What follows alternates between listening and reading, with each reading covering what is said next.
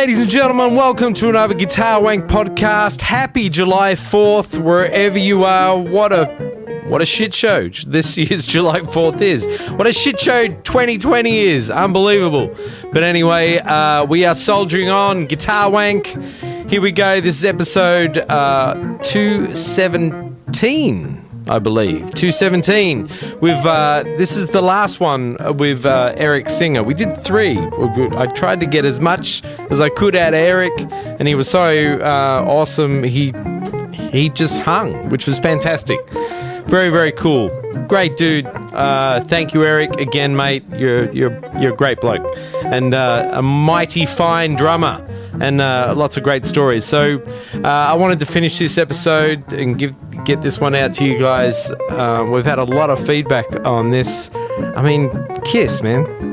Who didn't grow up with Kiss at some point in your life as a kid, at least, you know? And some of the great guitarists he's played with, touring with Brian May and Gary Moore, Tony Iommi. I mean, hell the fuck yeah, that's pretty cool shit. So we were super stoked to have him on the show, and awesome. And I didn't have to put up with Bruce and Scott. It was my show, baby. It was all me and Eric.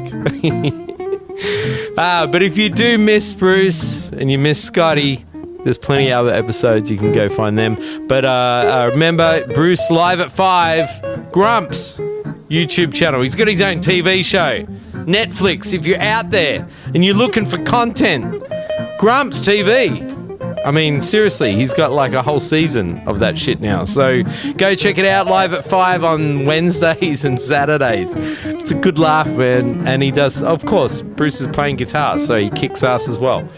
You know, go really cool. Another great thing that Bruce is doing, besides saving the planet at one guitar lick at a time, he's doing Bruce Forman's GuitarWank Minute.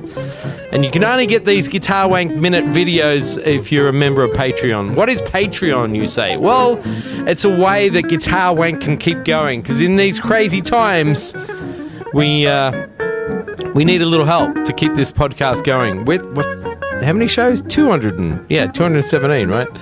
So this helps, and it just supports us in what we're doing. And then when we go to Vegas and do all the hookers and blow and stuff, it's there. It's for us to, really take advantage of that. So you're helping us immensely. Okay, just go there and do it. But yeah, Bruce is doing these great videos, 1-minute videos, and it's just awesome. Some of us are busy. We have lives, we have kids. For all you guitar players out there, once you have kids, that's it, baby. Guitar Hero days are gone, because you gotta fucking go deal with the kids. You can't drown them. Well, you can, but you'll get caught, so you can't do that. You can't give them away, so you gotta deal with them. And sometimes you gotta put the guitar down. Yeah, it's tough. So you don't have time to sit and go through episodes and episodes of tutorials to try and get better. But Bruce will give you 60 seconds, baby. 60 seconds, and you will walk away with something. I can get that under my fingers. It may take me another 30 years, but I can do it. That's how awesome it is. So check it out. Bruce Forman, Wank Minute. I think we keep changing the name every time I introduce it, but it doesn't matter. You get the idea. It's 60 seconds, baby. Go to Patreon, sign up. I think you can do it for $1 a month. I don't think you can save kittens for that amount of money. $1 a month, or $3 a month. I think it's. I'll check. I think if it's not $1 a month, I'll make it $1 a month. That's nothing. If I can get all 30 of you guys to sign up to Patreon, that's $30 a month to keep GuitarWank going. That's awesome. That's all we need. So do it. Go to guitarwank.com. Check out our new website. You know how much money that took? Unbelievable. So go check out our new website. You can donate. Hey, you can just give us lots of money if you want. Donate on GuitarWank website. You can find all the older episodes. They're easier to find now. We're on Stitcher. We're on iTunes. We're fucking everywhere, baby. You can't get away from this shit. And I think we're going to be on YouTube too, which is even more amazing. So it's all happening. I mean, what else are we doing in these times of crisis, right? Listening GuitarWank. All right, so there you go. So that's all I got my promotion. Scott, what's Scott doing? Does anyone care? Of course we care. He's teaching. He's dicking around. He's watching Breaking Bad, I believe. He's dressing in drag. He does a bunch of cool shit. But yeah, but we'll get him back on the show shortly. So there you go. It's a holiday weekend in America and everyone's stuck indoors. What a shit show. Good on you. Good on you, mate. But everywhere is a shit show. Australia is closing down again because fucking people aren't listening. Wear a mask. Wear a mask. Just, it's not for you. It's for everyone around you. It's pretty simple. We do this shit, we'll be back on track before we know it. It's either that or we're all gonna, the weak will die and we'll just move on. It's bad, man. But yeah, just do it. Let's all pull together. So there you go. Couldn't hear what you said. Oh, shut up. God, she's so rude. All right, enough. Let's get on with Mr. Eric Singer. Eric, thank you again, mate. A pleasure. And he's going to get us some other rockers to come in and talk on the show. I feel like this is more my area of. I don't know if Bruce and Scott will be into some of these players, but I am. I love all the stories, the dirt. So I'll talk to Eric and see if I can get a few of his mates to come in. Maybe we can get Paul Stanley or Gene. Yeah, I don't see that happening. But anyway, we could try. So maybe Gene can get me Eddie Van Halen. There you go. Connecting the dots, ladies and gentlemen. Gene Simmons to Eddie Van Halen through Eric. See? You see why we think? We're always thinking ahead of ourselves. All right, ladies and gentlemen, be safe, be well, have a happy July 4th. Maybe just sit around and listen to GuitarWank and drink a shitload or do whatever you do, play some. Just be safe, look after your family, and let's all get through this shit and on with our lives. So, all right, we'll catch you all next week. Thank you for listening. You didn't fast forward, and now you regret it. Like, fuck you, Troy. You took all that time away from me, and now I could have fast forward. Sorry. All right, Eric. Let's get into it, mate.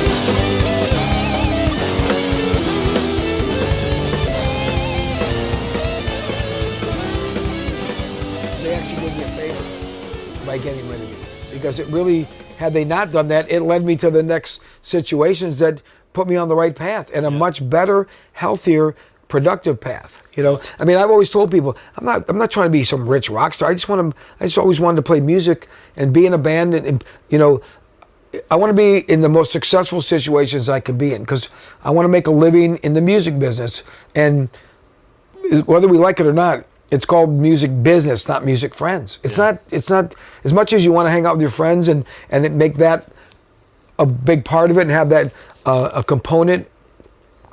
If you don't treat it like a business, somebody else will, and they will take advantage of you. And I've seen it too many times. Yeah, I mean, you've mentioned some managers. I mean, Doc these guys were notorious, right? Like, for managers, and like, they were big time guys. Oh yeah, big time. Yeah, Doc. But I like Doc. Out of all the managers I've worked with, and I've worked with some that were all cool. Yeah. I mean, I get it. They're business guys. They're going to always put business first. They're in it to make money. Yeah. I mean, look, at my agenda is Eric, right? Of course. My agenda is I got to take care of Eric. So Doc's agenda is going to be Doc. That's understandable. But Doc's a cool guy. He's very nice to everybody. He tries to help people out if he can. If he can help you out in a situation, he'll try to do the best he can to try to make it good for you. He's a lot of fun to be around because he's really funny. But I think Doc's a pretty fair, decent guy. Out of all the managers I've worked with, he's been to me the best one and my favorite one. Right. Yeah. I mean, really, I generally can say that. Oh man. And he's got good instincts. He's got. I mean, his track record proves it. Yeah. He really does. God, yeah. What a track record. He definitely has good instincts about a lot of stuff. That's what I like about him. Damn. So, I mean, God, you've seen the world. How many times now you've been around the world? It's got to be a lot. A lot of times, but there's still a lot of places I never got to go. You know, never been to the Middle East. You know, or like, United Arab Emirates or Saudi Arabia. You've been to Kazakhstan? I went to Kazakhstan. No, none of those places. Been to Russia a bunch of times. Right. You know, all the European and Eastern European bloc countries, and Mediterranean, all South America. I've been through Taiwan and went to South China Sea, but never mainland China or Korea. So there's a lot of places I still hoping. I'd love to one day be able to play some of those places. Like, I've been to Malaysia, but I never got to play there. Right. Do you still enjoy the travel? I enjoy going. I do enjoy travel if it's a new place. Right. Because how many times? I mean, look, I love going to Australia. I love Japan. But you've done it a lot. A lot. Yeah, a lot of times. Yeah. I've probably been, I don't know how many times in Japan, 20 or something. Wow. Same Australia, 30 times? I don't know. Damn. Europe, same thing, 20, 30 times, something. I don't know. I don't even know. I'd have to try to figure it out to count it.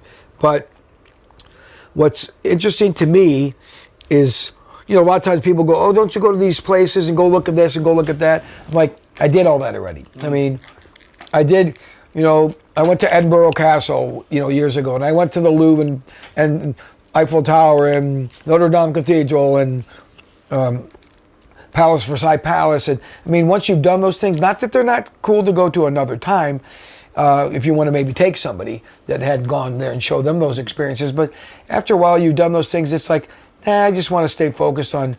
I'm trying to get through. My goal is to spend 22 hours of the day for the 2 hours on stage. Yeah. It's really about that. Yeah. And I know it seems very simplified and a very workmanlike approach, but I've realized that to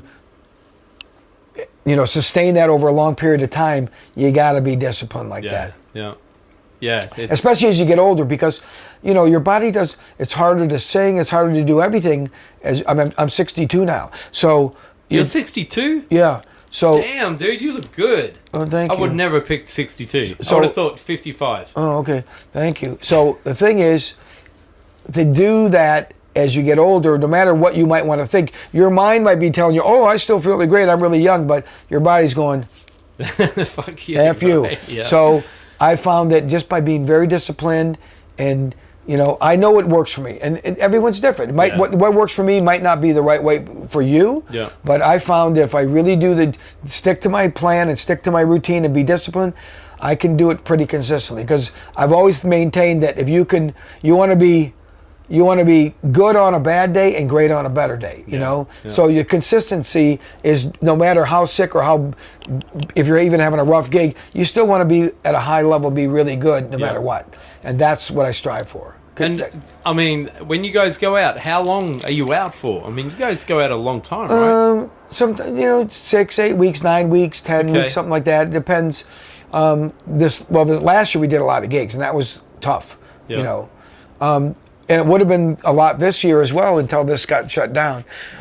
Excuse me. We came home, I think we postponed the last 2 or 3 shows because I don't like to say canceled because last year we postponed a few shows and we already made 2 of those up on this first leg, and we were going to make up all those previous shows in this first leg until, pretty much, everything got shut down. We had played a show in Texas, and then we went to, I think it was Oklahoma or something, Tulsa or whatever, and we were in a hotel for a day off, and we're watching basketball, and that's when they started announcing that they were going to stop all the games after that night, and all of a sudden I got a call from Doc. He goes, "Eric, pack your bags, we're leaving in an hour, we're going home." Wow. And so we just didn't do the last couple shows. So we didn't really miss that much of this first leg. Right. But we were supposed to be in South America right now. You did Staples Center, right? Mm-hmm. Yeah. We were supposed to go to South America, and then we would have gone to Europe in the summer, and then back to some U.S. stuff in the fall, and then the Kiss Cruise. But the Kiss Cruise got postponed to 2021. Right. So I don't know if we'll do anything at all later this year. That still remains to be seen. I think nobody knows the answers. Everyone's going to have their speculation and say, "Oh, I don't think they'll do this and that till then." But as we've seen, one minute they're saying this, this, and this, and then we see, look, people keep saying, listen to the science. The science has been wrong a lot and way off a lot. Yeah. And although it depends on who you ask, they'll say, "Oh no, this guy's right." No, they're not. Yeah. No. Go look what they said. Look at these people, what they said a month ago, 2 months ago, and they didn't say that. They said complete opposite. Yeah. So, it's all over the map. And well, people make things up as they go along, even though they're supposed to be professionals and scientists. It doesn't mean they know. No, look in baseball. If you bat 300, you're a great hitter. That means 3 times out of 10 times you hit the ball. 3 out of 10. Yeah. You'd hope the batting average is better in science, but it's not. Everyone keeps saying, we can't do anything till we have a vaccine. Well, I ask people, I look up a lot of stuff. I do a lot of reading because I don't like people to be, I want to be a high information mode or a more informed person if I can. So I try to research something if I don't know it. And everyone's saying, well, if they have a vaccine, then it'll be okay. I said, do you know what the success rates of vaccines are? Between 33 and 50%. Yeah. 50% on the high end. Right. 33 on the low end. That's the rate. People keep saying we have to have it till we have a cure. We still don't have a cure for AIDS, MERS, SARS, Ebola, H1N1. We don't have any cures for any other stuff. Or a vaccine. There's no AIDS vaccine. Yeah. Now, have we found medications and stuff that can people make living with it? Yeah, my brother would be alive if my brother got infected today. He would still be alive, Or if he would have had a lot of money like Magic Johnson, where you can have the best care. Look how long he's lived. Yeah, yeah. And he got sick before my brother did. Wow. So my brother died in 94. Damn. And and the singer that I was in the band, Badlands, he died of AIDS too. Wow. The year before my brother. Yeah. So, it was for the most part, it was pretty much a death sentence if you got AIDS back then. Yeah. Now people live with it. Yeah. Yeah. And I think the same thing will probably look. None of us know for sure, but I would assume, based on what we've seen from other viruses and pandemics, we'll find ways to find things that help us live with it. Yeah. And deal with it, just like people have dealt with flus and that they get every year. And other things that come along. How were you looking? Kiss Army is, you have the most amazing fans, right? Unbelievable. They're fucking hardcore. Unbelievable. Yeah, it's another level, right? And I will tell you, it's a double-edged sword because some of them are some of the greatest people. A lot of them become my personal friends that I, love them to death. They're great. And other ones, they're a little crazy. A little too out there, right? For me. Yeah. And I've seen that with other bands too. Alice Cooper and Queen, they had fans like that too, to varying degrees, but not with the mass and intensity of what I've seen with the Kiss some of the fans. Were you guys? How was your idea being at that level, looking out at the music industry before this COVID stuff hit? Did the whole industry, how it's changed so much, did it affect Kiss that much, or because you guys are so massive and how much such of a following? Meaning, as in just. Just how... What do you mean? Downloading digital media? Marketing, albums, releasing, making money? The one, as we all know, the main business model that's changed the most is that you used to tour to support a record that you made. Now you just make a record to give you a reason to tour if you do new music. Because people don't buy it. Yeah. So it's just, like Doc McGee's always told me, Eric, when you tour for a band, you have to think, like, what's the story? Like, why are you touring? Like, what is your story this time? What are you touring? Oh, we have a new record. Or we have a new stage show, some new technology. Or we're doing a greatest hits thing. Or we're celebrating 10 years of our first record. Whatever it is. Yep. You have to have some kind of story that because otherwise it becomes Groundhog's Day. Right. Yeah. It goes back to my point I made earlier about people wanting emotionally sometimes their favorite artist or band to stay in a certain era in perpetuity. And it's like, you're not the same person you were 20 years ago. Why are you expecting your favorite band or your favorite athlete that, you don't stay young forever, and people are constantly changing and evolving, and we all get old. Yeah. That's just life, you know. It's a cycle of life, and I think if people can learn to look and at the end of the day, it's real simple. If you don't like something, you vote with your wallet and you vote by how you participate. If you don't like something, don't go to it. Don't buy the records or don't buy tickets. Or don't go to a sporting event, don't support the team, don't buy the merchandise. That's how you vote. And maybe if enough people don't buy something and don't support it, maybe they'll think about, hey, maybe we need to do something different. Maybe the fans are speaking that they want this instead. Mm. And we've seen that happen with bands sometimes. Right. Yeah. Because your fan base is your livelihood. Man, man. What are those Kiss cruises like? That's got to be just nuts, right? Yeah, but it's actually, in all honesty, it's not a vacation for me. No. The only good thing is, for everybody and the crew, is that you're in one venue the whole time. They can usually we do one show outdoors and we do like 2 shows indoors. So they only have to set up the gear like 2 times. Right. They don't have to move gear around as much. It's a lot. So they get a bit of a break. Right. But the band, we always have to do fan activities and stuff. Oh my God. So there's never really any off days. If you're not playing, then you're doing some fan activity. Are you guys always in makeup, or those days? No. Those days are gone. Right? Only the shows that we play in costume. Right. We'll play like without makeup, unplugged, or non-makeup show. Yeah. And then usually 2 times in makeup. Right. And it's a 5-day cruise. But it's a lot of work. But mind you, I think a lot of it.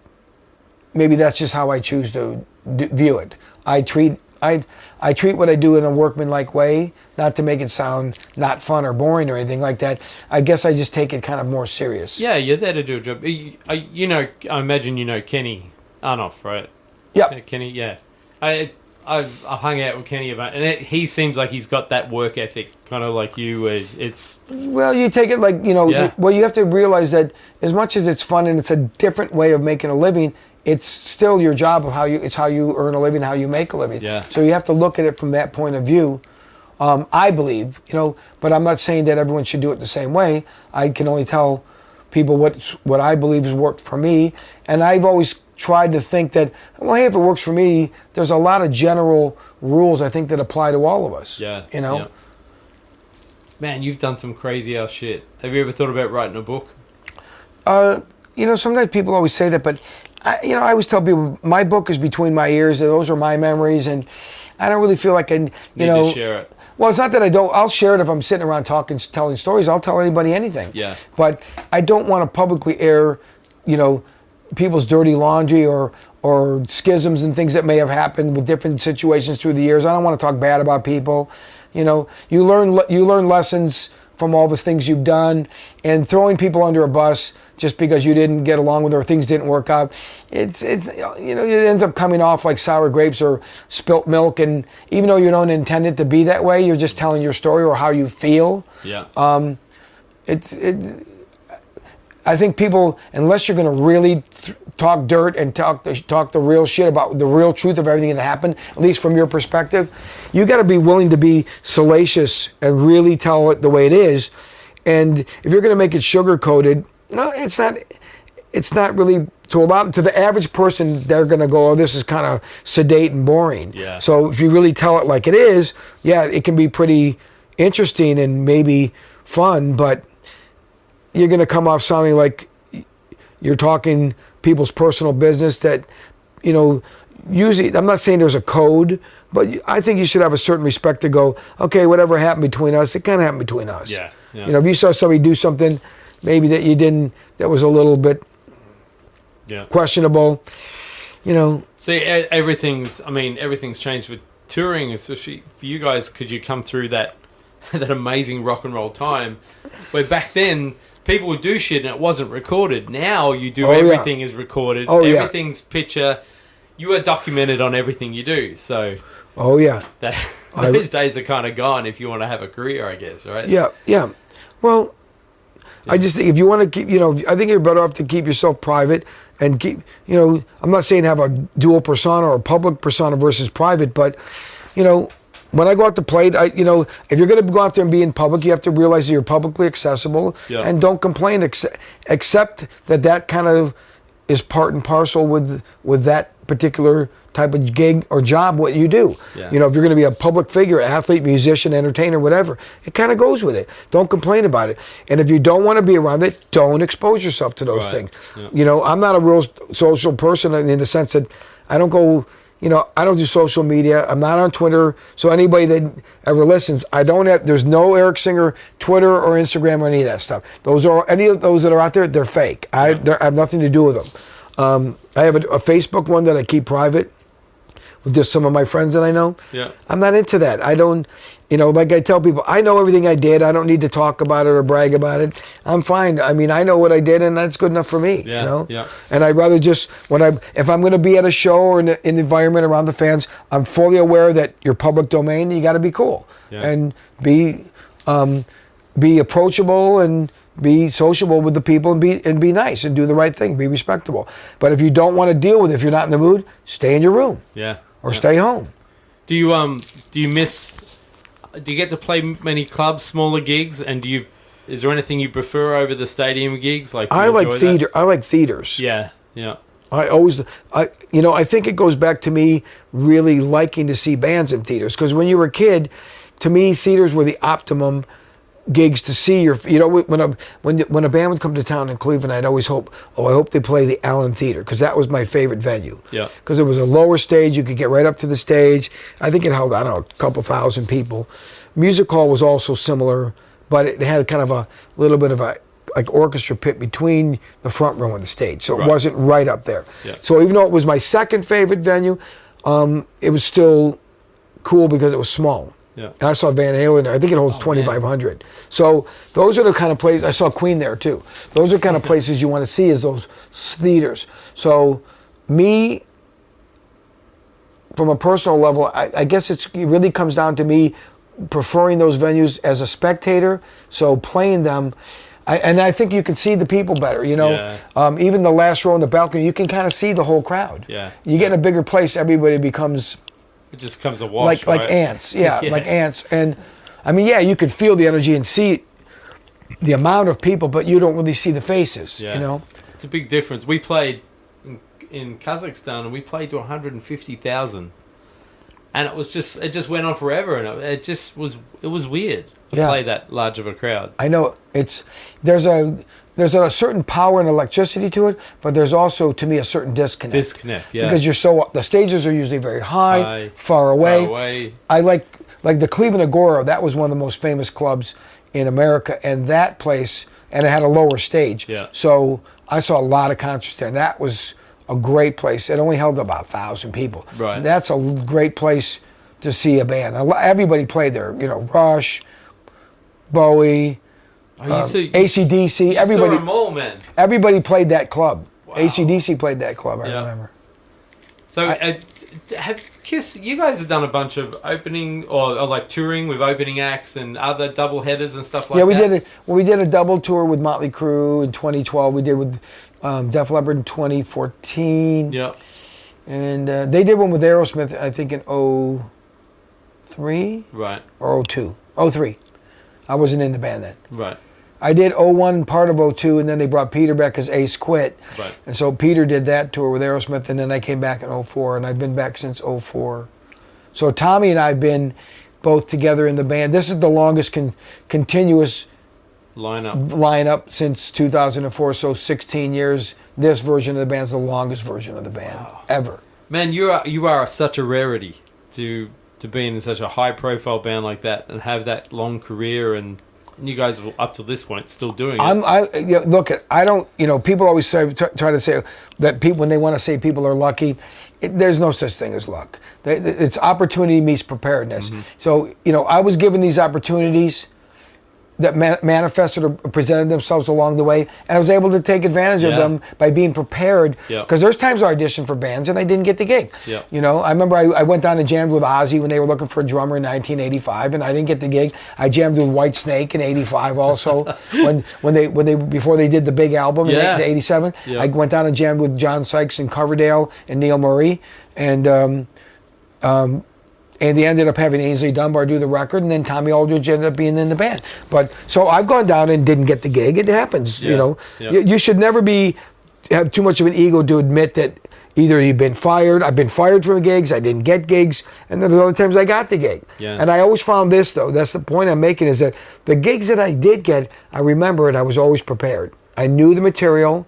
So then it was really about going in there and just playing. And presenting yourself so they can get a sense or a vibe of how you are as a person, whether they, dig your energy or whatever. Yep. But I was the gigs that I got, I knew the material and I was really well prepared. Yeah. The times that I didn't get the gig, I didn't know the material. Right. So I learned valuable lessons there. Make sure if you're going to take the time to if you're going to do an audition, don't just kind of go on, we're just going to wing it, Unless somebody's just offering you the gig and then saying you can learn the material and rehearse, that's different. But if you have to do a cattle call or an audition, you better go in there. Like I said earlier, I think you need to show people, hey, I took the time to learn your material, and I learned it from the record, so at least it'll be familiar with what they might have been used to hearing or playing with. Yeah. And then if they ask you to say, hey, can you do a little bit more, or don't be afraid to cut loose, okay, cool. Yeah, yeah. It's a good way to do it. Good way to do it. Have you got, were you doing any side projects? Were you doing other things on the side? Well, Paul Stanley has that Soul Station band that I play with him in that. That's I guess you would call it a side project. We haven't done a lot of gigs. We've did stuff on and off. We have a record which I think I can't say for sure, but I know it's almost done. Right. And it might be done. I haven't asked Paul because I know it's got to be. If it's not done, it's got to be 95 or 98% done. Maybe it's just a matter of Paul doing a few revisions on mixes that he wanted something different, with levels, or wanted something added or taken out that we might have put down on tape. But I know all the material has been recorded as we went along. Paul wrote some cool songs for it, which I was very surprised, pleasantly surprised. I mean, Paul's a good songwriter, but I didn't know how he would write this style of music, but it seems like he'd write a song, we go, oh, that's pretty cool. Then he'd come up with another idea, and originally he was only going to put maybe 2 or 3 originals. I think now we've got 5. Wow. And I said to him, I go, Paul, I got to admit, every time you write a song, when you've come up with another song, it's like a little better. You keep getting, so maybe you're just getting acclimated to a style or a genre of writing for this. What's the style? More soul? More like old Motown-ish style. Wow. But I'd say more like 70s Motown. Yeah. Because Motown we think of in the 60s, but it kind of morphed into there was a soul sound into the 70s, well up to the mid 70s. It was really that way. I'd love to hear it. So it sounds awesome. A lot of it sounds like that. There's some really cool songs. Really cool. Yeah. So these guys aren't stopping. Well, I think, the plan was to go until next year, which was going to be the last show in July of next year. But obviously, all this stuff got put on hold. So I would just say it's like everyone's kind of hit the pause button. Yeah. And then, I think we have to wait and see what the world's going to present how things whether they open up or to what degree they open up. Yeah. Or hey, it could be like some of these other pandemics have come where all of a sudden they just like burnt out and pretty much went away. Yeah. And a lot of people go, oh, that's not going to happen. But like I said, you can't always predict. People wanting to be futurists with this, you can't, even if they're scientists, I'm sorry, you can't predict it because you've been proven wrong. Yeah. With these other things. So many times. Yeah. And that's why people get and they are arguing because they're on different political spectrums of how they want to argue. It's like, you got to remember, just because somebody says they're a doctor or a scientist, it's like, I could say I'm a drummer. Does that mean I'm a good one? You go to law school and get a law degree. Does that mean you're a good lawyer? Yeah. No. Yeah. There's great lawyers and there's bad lawyers. There's great scientists and there's not so good. Getting a degree is a piece of paper. You prove what you are about in any respective field by having a history. Yeah. And over time, you even take that guy Fauci, for example. That guy's been wrong on a lot of things, He's been around for 40 years in a lot of administrations. He's not the end all be all. And it's funny because he was arguing with one of the senators, Rand Paul, and people are saying, oh, why are they listening to him? He's like, I'm a doctor. Rand Paul is a doctor. And people are forgetting, just because he's a senator doesn't mean, a lot of these guys were either doctors, most of them lawyers. Yeah.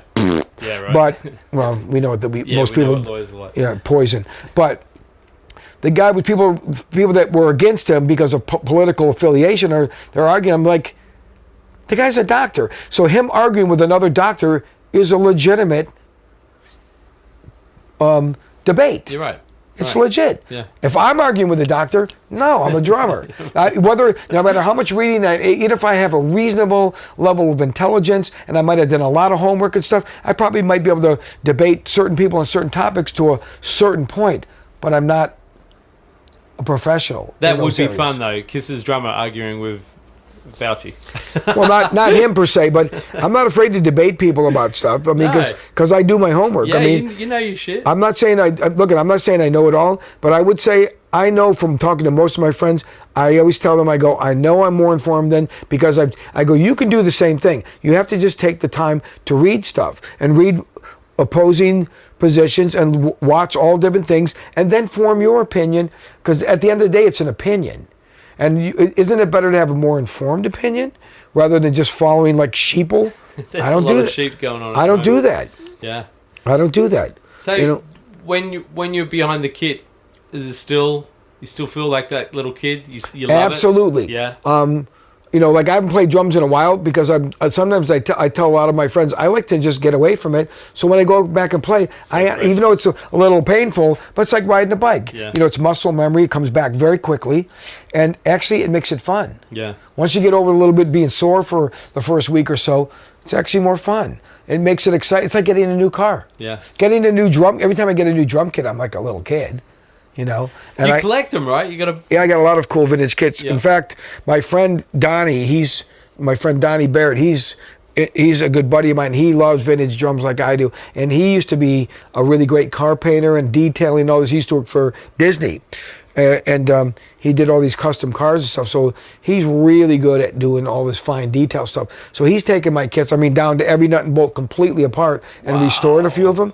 And you got to see how amazing they look. So I took him over this vintage late 60s Sonar kit. And he flipped about that kit today because they're so beautiful. Yep. They're super clean to begin with. And I said, he'd never seen them. And I keep surprising him with all these amazing kits that I have. And a lot of them, I play pearl drums, but I love all drums. I love Sonar drums. I have a lot of Sonar kits. And my mate, growing up, I played in a band with a guy who had an old Rogers kit, a vintage Rogers kit. Yeah, I have two. He loved his Rogers. Yeah, I have two old Rogers kits. In fact, he just restored my one kit that it's a 1964 made in Cleveland kit, and he restored that for me. And they were really clean to begin with, but they look amazing. I'm taking them with me to Vegas to set up in my house. And I'm going to start taking over some of the, I'm not going to take everything, but a few of the vintage kits I'm going to take. Yeah. I'm going to use them as like people do for art. I'm going to put some kits in different rooms just set up for displays, but most of them are all like small kits like this. Right. Just little 4-piece kits. Oh, but they look so beautiful. Man. Yeah, and all vintage. And all of them I'm getting restored first, so they're all going to look like pristine. Oh, man, I love it. And you said you got guitars as well? Yeah, I got a couple old ones. I'm going to take one of them over there. I'm leaving one here, but I'm taking one over there, and a couple Audis over there too. Yeah. What guitars have you got? Oh, guitar. That's it. Cars. Guitars. Guitars. I've got. Let me see. I got a '67 Maple Cap Telly that's mint. Oh. I've got a '61 ES330. Yeah. Mint. It's like the wine colored it's got P90s in it. Right. Then I have a really nice wine colored '74 ES350. With humbuckers. That one's mint too. I got a 64. I've got a 64 Jaguar, but black one with the black headstock, which is the rare one. Rare. Which people think black guitars are rare, but in a Jaguar it's rare because they're the only one that had the painted headstock. Right. All the other ones they're natural. Yep. But the black one, they painted it black and has the gold Fender logo. Yep. That one's really clean. I've got a 64. Not a Junior. It's a Melody Maker. Oh, okay. Cardinal red one. Yep. Really cool. I've got like a 71 or 72 gold top, but it was a custom shop one with the cream pickups, but the words Gibson are in raised letters on relief. They were custom shops. They only made them for 2 years. They called it a 58. Right. Even though people say it's really more like a 54. I don't know why they called it. They were called a 58 Les Paul gold top. They came out in 72 and 73. That one's really clean. And when I got it, it was a couple things were wrong. It was missing one of the pots was the wrong date, and the jack plate was wrong. So, and the bridge tailpiece was wrong. Right. So my friend, who's a real authority on guitars, this guy, my friend Hiro, Hiro lives in Japan. This guy's an unbelievable wizard about vintage guitars. He can pick up a 58. He'll look at it. He'll look at every single nut and bolt. He'll tell you if anything's wrong, and he'll know by anything, capacitors, you name it. So he went through that guitar and he told me what was wrong. He found me the right bridge plate, the jack plate, and the right pot, and we resoldered it in. So now it's back to being correct, everything correct, dated, era correct. That one's really killer. I'm trying to think of vintage stuff. I mean, I've got a lot of Les Pauls and SGs. You know, like some of them. I got like the Tony Iommi, the signature one. It had the Sterling Silver Cross inlays. Those custom shop one. Pete Townsend.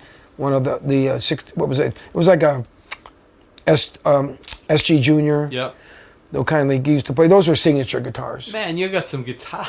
I got a Joe Bonamassa gold top. Right. Other gold top that has like one of those funny what do you call it, where the bridge kind of goes down into the... Oh, the Bigsby? Not the Bigsby. It goes from where it attaches on the butt end of the guitar, and it's kind of a... There's a name for it. Yeah. Not a harp. It's got a name for it. Yeah, I remember that. I don't know I can't think of the terminology, but I'm trying to think what other guitars do I have. Like a 78 Strat, just a blonde one. Right. With like the black pick guard. Man, you got some nice guitars. Yeah, I got some, but they're all clean. Right. They're all super clean examples. Like if you see them all, you'd be like, that's... Oh, I got one that's really killer. It's a 74 Tobacco Sunburst Standard Les Paul. Now, if you know that back then, all of them had the mini humbuckers, but you had to custom, or they only made Les Paul Deluxes or customs. Mm-hmm. If you wanted a standard, you had to special order them back then. And this is the Tobacco Sunburst one. Looks like the one Ace Frehley played in the very early Kiss. Yeah. And it's mint in the original case. I mean, it even has all the hanging tags on it from when. I mean, if you see the guitar, it's a time capsule. It'll be like somebody bought it and put it under the bed. It's mint. There's no scratches on the bed, nothing, no belt rash, nothing. It's mint. It's killer. I found that at a guitar show. I think I paid about maybe $4.5 grand for that. Right. It's probably worth more now, but you know that market goes up and down. Yeah. I don't know what it's at right now. I couldn't tell you. Do you talk with Joe a lot about all that? A little bit. I mean, I know he would dig those goods because he appreciates any nice, clean guitar. Yeah. I mean, I don't have any ultra rare stuff, but all the things I have are all really nice guitars. They're kind of I guess you would call those mid-range rare. Yeah. You know, like a '67 Maple Cap Telecaster. You know, and it still has the ashtray cover. Yeah. Oh, it does. Yeah. Yeah, but those were always missing. Yeah. I don't have the original case for it, but it's killer. What color? Like that whitewashed blonde color. Yeah, and it's light. It's light and it's mint. Oh. It's mint. Someday I'll let you look at them all. Someday I'll bring a couple of them over and let you look at them. Like, because you got to see that. That's a killer guitar, and I know you would like the gold top, but that standard is killer. Wow. The ES330 is cool too, but most people want They don't want P90s. Yeah. They rather have the. They rather have an ES335. Yeah. Yeah. Instead of 330 because they want the humbuckers. Yeah. Do you know that one kid? He's from South Carolina. He plays the 335 all the time. He originally was, I have a 73 SG Special. Those are cool. They had the mini black humbuckers in them, and they have a really small pickguard, not a sandwich one, just black, and it's real small. They only did it that way for that 1 year that they looked like that. And that kid that I'm talking about, that's what he was using, a 73 for his main guitar originally. He's only about 21 now. He's amazing. Black kid? No. I know that kid. That kid's big, heavy set kid. The big guy, yeah. He's great. No, this kid. Oh, you got to look him up. You have a computer on there or no? Yeah, on the other one, but it's. You got to see. What's this kid's name? You don't have amps as well, do you? I've got a 76 Marshall half stack. Head and cabinet. Yep. It's an angle front, and then I have around maybe a 76 or 5. What do you call it? Fender. What's the one? It's about this big. Oh, like something like that? Yeah, but it's an older one. Oh, What's that one called? What model is that? This is a Vibraverb. This is no, I don't Vibra. I have the one on top. Oh, the Vibralux. Not Vibralux. It looks like that. It's called the. What's the other? King? No. No. If you say it, I'll know it. But it's like a 76. This is a Dumble. The Dumble amplifier. You know Dumble? Howard Dumble? Oh, is it like modified? Yeah, he's like the god of guitar. I like Fender amps. But you know, I found for guys to play a Strat or a Tele and a Fender amp, you got to be good. Yeah. Because you can't cheat them. That's why I love Strat players, because you can't cheat a Strat. You have to have articulation and intonation. A lot of guys like to play really, soaked, wet sounds. Yeah. Through a Marshall, which is, I love a Les Paul and a Marshall too, but I found the guys that play Les Pauls is a different kind of a sound. What are they? I'm sorry, Strats. Right. What are they using in Kiss? Les Pauls. Les Pauls. They've always been Les Paul, and Marshall. Marshall. No, not Marshalls. Paul uses. He uses. Tommy uses Hughes and Kettner. Oh, okay. And then Paul uses Engel. Oh, okay. Yep. German company. Yeah. They're both German companies. Yeah. Engel and Hughes and Kettner. They're both good amps. Yeah. And Gene, I don't know what I don't know if he's used back to using SVT, but he uses his own bass as some. Do you get input with the stage show and that, or are you just like, whatever you guys want? Yeah, we all do. When we were doing production, we'd all kind of give input. Yeah, like I said, I know. Look, it's their band. They know. Nobody knows what Kiss is supposed to be better than them. But Tommy and I. We know what Kiss is supposed to be also, because we grew up as fans, and we get it, and we've been around by them and groomed by them, and we totally know, we've learned to get inside their heads and know how they think and come up with stuff we know that they'll like or agree with and be receptive to. But Gene Gene's very cool to me. He listens to anything I have to say, all my opinions about everything all the time. Oh, yeah. Totally cool. Because I think the main thing is, a lot of times people are protective of people trying to voice too much opinion because they start thinking this. But Gene knows I have no agenda. He knows when I'm saying something, it's because I just want it to be good. I just want it to be better. Right. It's not an Eric agenda. It's a Kiss agenda. It's a show agenda. Yeah. He knows that I'm sincere and genuine in that way. And I think that's why I have their respect, because I don't have an agenda about just me. Yeah. I always think of how can the show be better? What can we do that makes it cooler? Whether it's an idea for anybody, and I come up with stuff for guys to do in the band all the time. Yeah. Or try to think of things. Whether it's ever implemented or even tried is a different story, but I know they'll always listen. And it seems like you guys haven't held back with stage production and that over the years. Oh, no, it's over the top, crazy. Man, I'm going to have to get to a show at some point. You what? Come to a show at some point. You should. Well, I almost was going to ask you guys when we played Staples Center, and then I just didn't see you guys, and I didn't think of it. I was almost going to say. Oh man, I was itching to ask, but I didn't want to. You should have. I would have. I was like, you're in LA. Everyone wants tickets. I kind of thought, I'm not going to bug Eric for tickets. He's got to deal with all that shit. But I got to call my friend Brent, because it's bugging me. I got to see if you've ever heard that kid. That I'm talking about. He's the one that turned me on to him, Brent Woods. Where's he from? Brent The kid that he played, he's from North Carolina, South Carolina. He's like a heavy set, kind of chunkier kid. He's got long hair, wears a hat. He's That kid plays the red.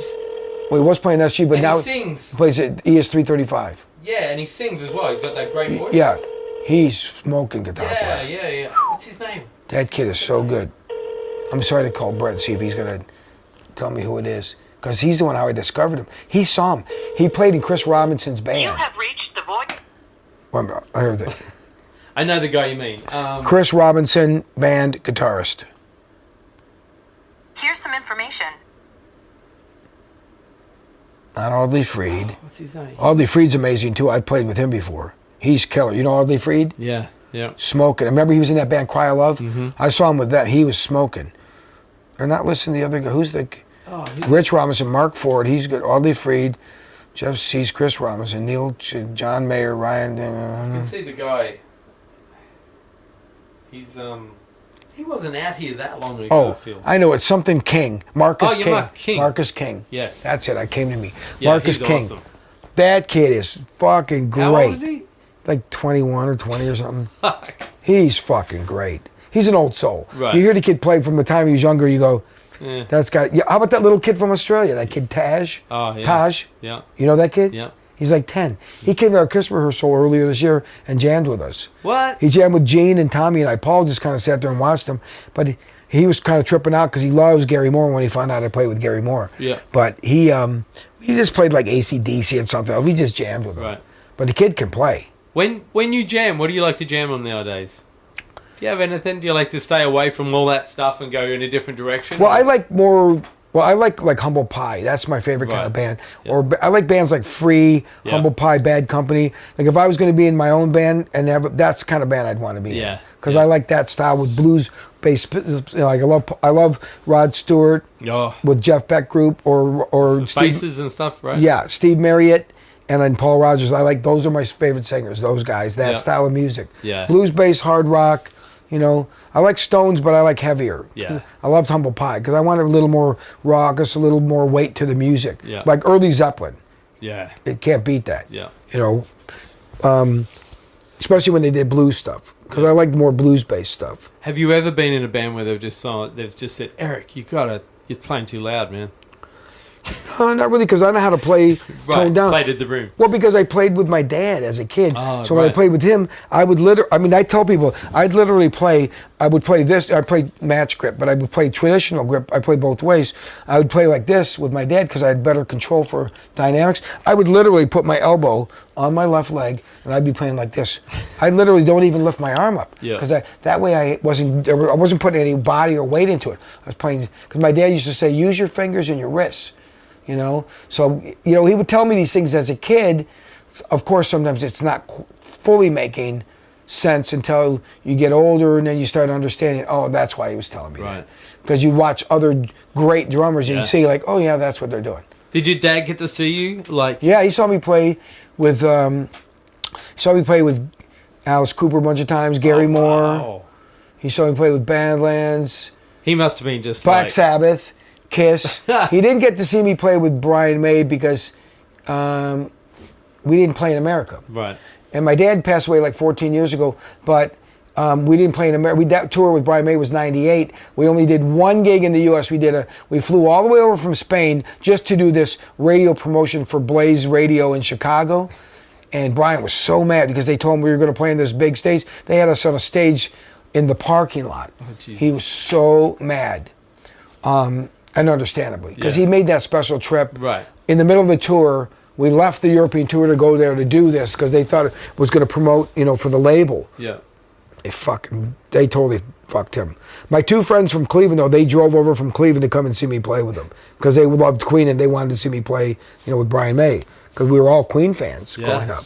How was it for your dad? Was he just like over the moon proud? Yeah, well, he didn't like rock and roll at all growing up. He hated it. And then, you know, we were just talking last week, my friend Mike, the one I told you we started playing since we were like 15. Yeah. He goes, yeah, your dad used to say, well, you guys are barking up the wrong tree. And he remembered that exact saying because that's what my dad used to say. But in all fairness to my dad, because I used to get mad, I used to think he wasn't really being supportive because he hated rock and roll. But then I thought, Eric, you had your double bass sonar drum kit in his living room with 2 big speaker cabinets like that, huge cabinets with your stereo behind you, and I'd play along to records blasting and I had the double bass kit. So he in put the up living with room. that shit. And we used to jam in the living room with the band. They'd come over and we'd play there sometimes. So what's it been like? Do you remember the first time you went back home to hometown and played a big show? First gig I did back home ever was we played Cleveland Public Hall. I was in Black Sabbath. Was that just like... Oh yeah, I was tripping because I'm like, oh my God. This was early 86. I had just moved there to LA in like November of 83. So we're talking, let me see, 84, 85. Yeah, I mean, it only had been 2.5 years. Oh my God. And then you were Black Sabbath. Yeah, not even 2 years, a little over 2 years, maybe 2 years and 3 months or something, 4 months. I had just moved there a few years, and then all of a sudden, boom, I come back and I'm in Black Sabbath. I know a lot of people that I think were kind of really shocked because they didn't know, I don't think they realized that I had it in me. Right. I really don't think they did. And I don't mean that begrudgingly. I just don't think they realized, I don't think they realized the potential because they didn't realize I just was inexperienced in playing. You have to learn how to play hard rock at a high volume for a long period of time and play in front of a big crowd. That's a learning curve like anything. Yeah. It's like you don't just all of a sudden go play for Major League Baseball, the Yankees. You most of the time people play high school, college, and go in minor leagues and work their way up to that. I didn't really play in the minor leagues. I didn't play in cover bands. I played in original bands, and then I was in one original band out in L.A. Then I joined Lita Ford, like not even a year after I'd been in L.A. I got in her band, and then I'm in Black Sabbath a year after that. So it just went bam, like quick. And I didn't realize it at the time because you're just following your instincts. You're kind of living off instinct and intuition. Yeah. I had no clue of what was going to happen or how it was going to manifest or what was going to go on. And then when I looked back, I started realizing, wow, you've been so blessed because look how many people have been struggling for all these years and can't get a gig, or they don't even get gigs are far and few between, and you just went bam right up the ladder quick. Like once I was off and running, I was off and running. So I know, I mean, it's not that I didn't put the work in and the dedication, and I sacrificed a lot of stuff for it. Yeah. People don't realize all the sacrifice you make with family, relationships. You sacrifice so much to try to do what you have passion for. Yeah. And that's the give and take. Was having being able to do background vocals and sing, was that a big thing in the pocket to be able to bring that out? Well, they didn't know I sang when I joined the band. They didn't know that. That's something they discovered later. Because I didn't really sing. I sang a little bit of backgrounds with Lita, not much, just like, gang type stuff. And I mean, I could sing, always could carry a tune, but I didn't really ever think of myself like, there was no background vocals in Black Sabbath. In Badlands, they didn't have me sing, and Paul Stanley didn't have me sing in a solo band. Right. Or Alice Cooper, I didn't sing either. So I could sing a little bit because I always would sing along to records and stuff like we all do. Everybody sings along to stuff. And you could tell, he can carry a tune a little bit. But I was probably a little bit too shy. But then I knew that the other drummers had sang, and I thought, well, you got to try it at least. So I remember said in first rehearsals, what do you want me to sing like backgrounds? And they're like, okay. I remember Gene saying, well, can you sing this part? I'd be like, and be like, no, that's too low. Or how about this part? He goes, okay, I normally do that part, but you just sing that part, I'll do the other one. And they just worked with me until they found a comfort zone. Okay, he can sing these parts, and that's a better range for him. And on that song, that part's too low or too high. And Gene would, accommodate, and they kind of, helped me learn how to do it in a way by just, I just kind of just did it and started by just singing along, and they didn't realize, he can sing. So by the end of that first tour, I was going to start singing lead, but I remember I was going to sing Black Diamond for the first time at a show. They were going to have me sing it in Phoenix, Arizona. Right. But we played out at this place, Orange Pavilion in Bakersfield or whatever it is out there, San Bernardino. Yeah. And I got really sick with the flu. I was throwing up before the show, and I had a bucket on stage, and I was throwing up after the show. I was really sick. So the next day, by then, I was wiped out, and there's no way I was going to be able to sing. Yeah.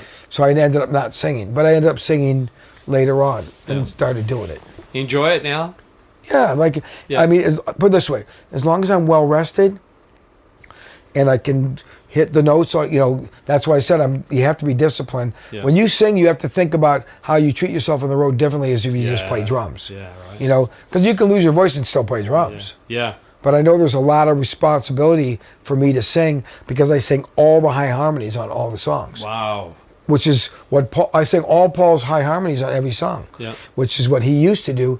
I do those high parts. Yeah. And so, I got to do it. Damn. So I treat it, serious. You're doing a hell of a lot back there, man. Oh yeah. I think we got to wrap it up. It's already 11. We do, man. I could talk to you all night. I know I'm a jabberjaw, as you can tell. Man, I can't thank you enough. This was awesome. I've been trying to get you on the show. No problem. I felt bad because I know you asked me before, and then when I saw you the other day, go, hey, if you want me to do that, I'll do it, because I know I had told you before, and I didn't want you to think that I'm a flake or just telling you, not at all, man. I knew it was just a timing thing. We'd eventually work it out. Do you But do it mostly for guitar players or what?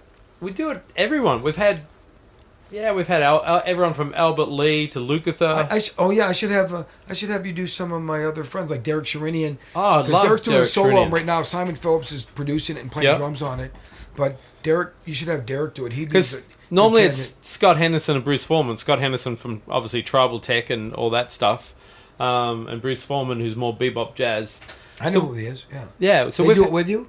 Yeah, they'll come here. We've actually been doing it through Skype. Oh, okay. Yeah, but you could have Derek lives over in Burbank. He would do it because he's going to be promoting his solo album coming up. So I'm sure he'd like to do it.